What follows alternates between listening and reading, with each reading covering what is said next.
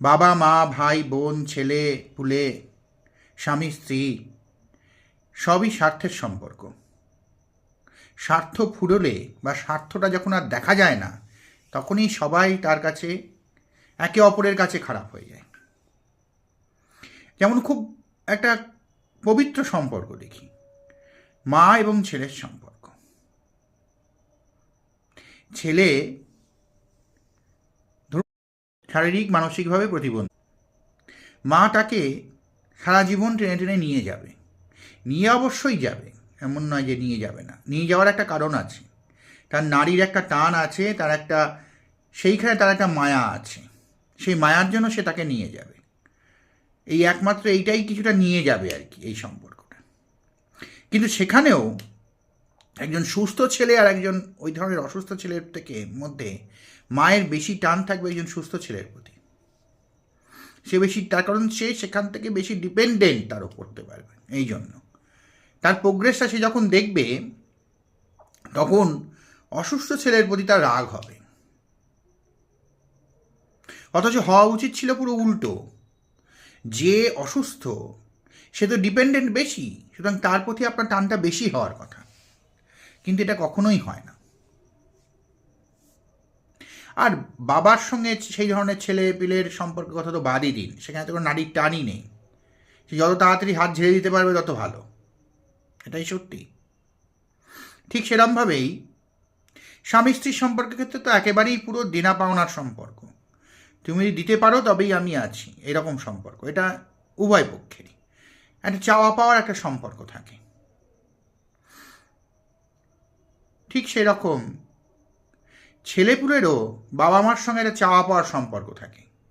যে বাবা মা শিশুকালে ঠিকভাবে লালন পালন করতে পারে না, দেখবেন প্রায় 90% ছেলেমেয়েরই তাদের প্রতি একটা রাগ থাকে, একটা বৈরি থাকে,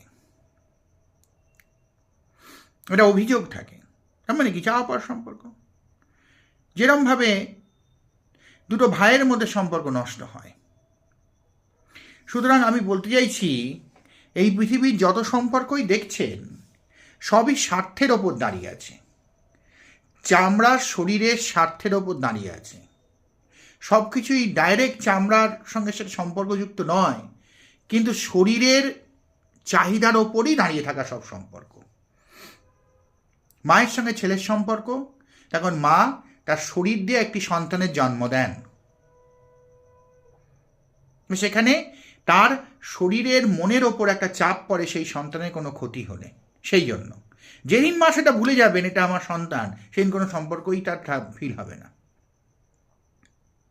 খুব কম লোকেরই অচেনা মানুষের প্রতি টান অনুভূত হয়, অকারণে টান অনুভূত হয়। যাদের অনুভূত হয় তারা অবশ্যই পরম ব্রহ্মের কৃপা সম্পন্ন, কিন্তু বেশিরভাগ লোকই নিজের বাড়ির গণ্ডির বাইরে আর কোনো মায়া মমতাই দেখাতে পারেন না। এর কারণটা এটাই, সেখানে ওই স্বার্থের সম্পর্কটা রয়েছে তাই। সুতরাং মনে রাখবেন, ব্রহ্মের চেয়ে বড় আর কেউ নেই। সরি, আজ আপনি যদি মারা যান, তাহলে কালকে সেটা 2 দিন হয়ে যায়, 2 days, এবং আপনার অশৌচ চলে, এবং আপনার সঙ্গে পরিচিত আত্মীয় স্বজন, এমনকি নিজের ছেলে মেয়েও 10-12 দিন পর যখন অশৌচ উঠে যায় তখন আরামসে মাছ মাংস খায়। তারা কিন্তু তখন এই দুঃখে বসে থাকে না, আবার বাবা মা মারা গিয়েছে, কী করে আমি মাছটা খাবো, আমার মা তো বা আমার বাবা তো এই মাছটা খেতে খুব ভালোবাসতো।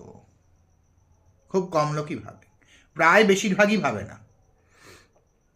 কোনো মিসঅ্যাপ না হলে, অসময়ে বাবা মা চলে না গেলে, সময়ে বাবা মা গেলেই স্বাভাবিকভাবেই এটা আমরা মেনে নিই।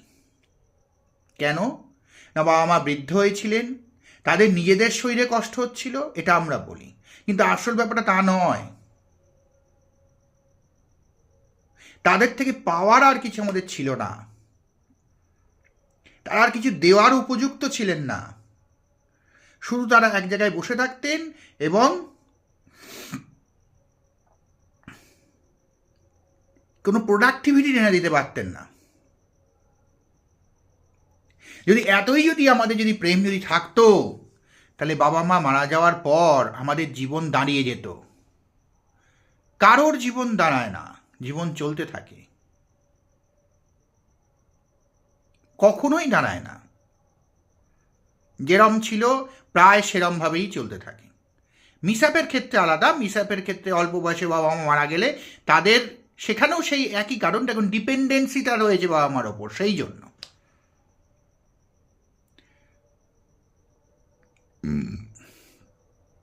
ছেলে মেয়ে মারা গেলে মার সবচেয়ে বেশি কষ্ট হয়, তখন ওই শরীরের একটা টান আছে, নারীর টানটা আছে। বাবার তেমন কিছু কষ্ট হয় না, বাবা এক সময় ভুলে যায় আস্তে আস্তে। সুতরাং এটা মনে রাখবেন, এই জগতে যা দেখছেন সবই মায়া, এবং সব কিছুর মধ্যেই স্বার্থ লুকিয়ে। একমাত্র পরম ব্রহ্মের সঙ্গে আপনি যদি মিলিত হতে পারেন, পরম পিতা পরমেশ্বরের প্রেমে আপনি যদি লীন হতে পারেন, তাহলেই সেখানে তৃপ্তি আছে। না হলে আজকে ছেলেকে আপনি দেখছেন, কালকে দেখবেন যে সেখানে তো চাওয়া পাওয়ার সম্পর্ক ছিল ছেলেকে যখন দেখছেন।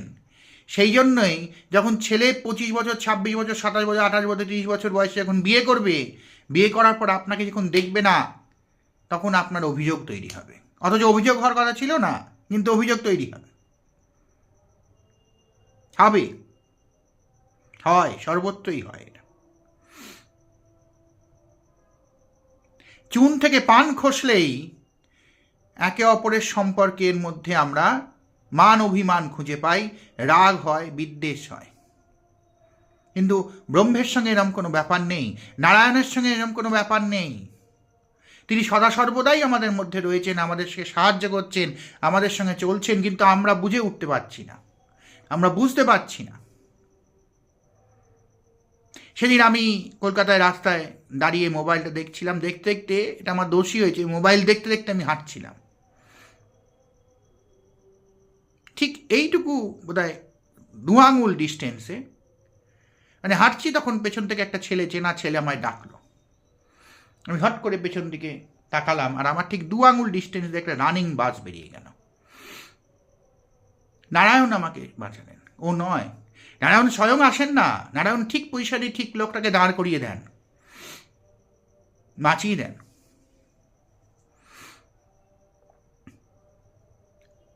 তখন তার আমাকে নেওয়ার ইচ্ছা নেই, তার আমাকে নেওয়ার সময় হয়নি এখনো আমার, তিনি জানেন, সেখানে তিনি বাঁচিয়ে দিলেন। সব সময় মনে রাখবেন যে পরম পিতার ওপরে আর কেউ নেই আপনার আপন। আপনার শরীরও আপনার আপন নয়, সেও একসময় ছেড়ে দেবে আপনাকে, আপনি সেটাকেও ছেড়ে বেরিয়ে যাবেন। সুতরাং পরম পিতা পরমেশ্বরই একমাত্র আপন, তার চেয়ে আপন আর কেউ নেই। ভালো থাকবেন সবাই। জয় নিতাই, জয় গুরু।